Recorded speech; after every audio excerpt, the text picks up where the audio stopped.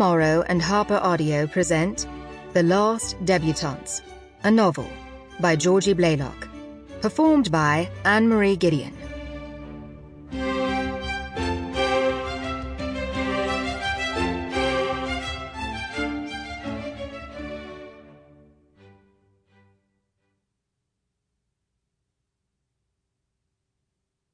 Chapter 1.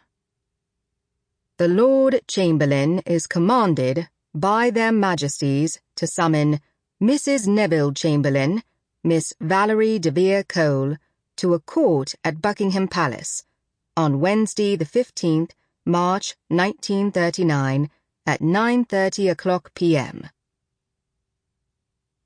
Miss Valerie de Vere Cole, presented by Mrs. Neville Chamberlain.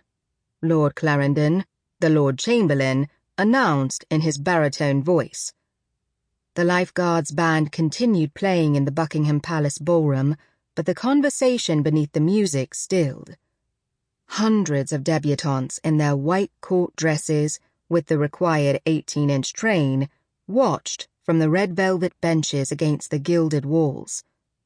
Their matron sponsors were perched beside them in a cluster of family tiaras and Molyneux dresses, waiting for Prime Minister Neville Chamberlain's niece to curtsey to the monarchs.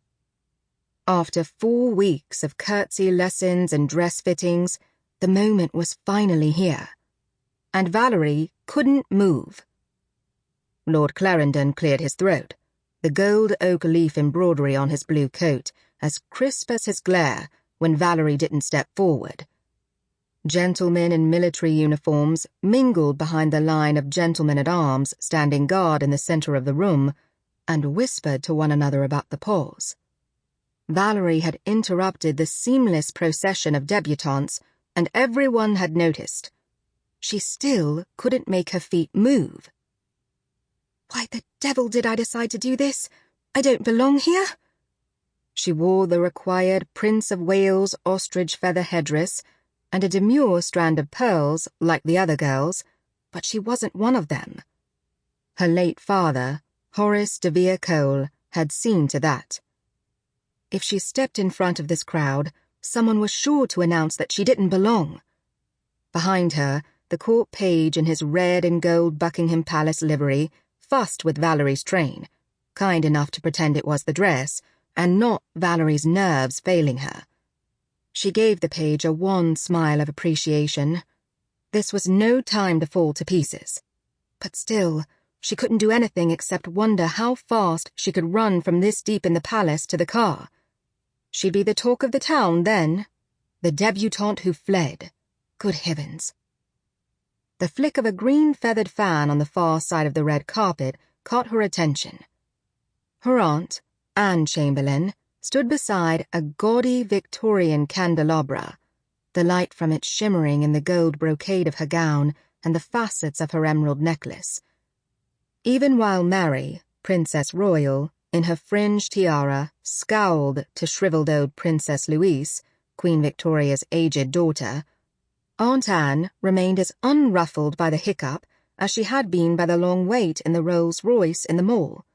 She simply smiled and with a serene nod, motioned Valerie forward. Valerie eased her tight grip on her rose bouquet. She couldn't embarrass the one person who'd done so much for her, not in front of all these titled ladies and cabinet ministers' wives.